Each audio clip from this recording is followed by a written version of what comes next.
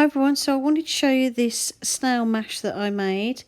This is a mixture of carrots and some cabbage, and what I've done is I've just part boiled it just long enough so I was able to smush it with a potato masher.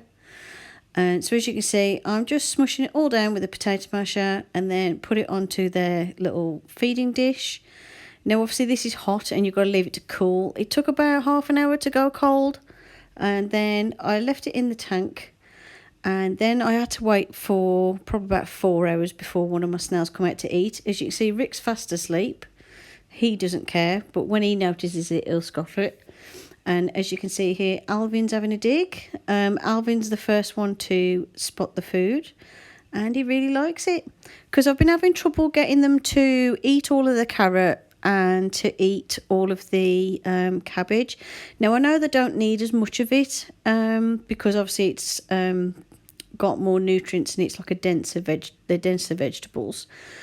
But I thought just to mix it up a bit, I thought, well, what I'll do is I'll try just part boiling it just so it's just enough to make it squishy.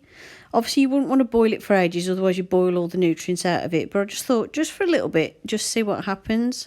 And then obviously I once I'd smushed it all up, I drained all the water out.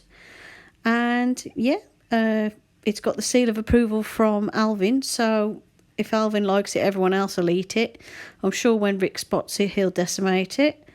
And I'll let you know in another video if I spot the others come out and have a good scoff. But I'm tired now. I waited like for 4 hours for one of them to come out and spot it and start scoffing. They have been well fed. They're always well fed, so obviously they might not be hungry because they had snail mix the day before.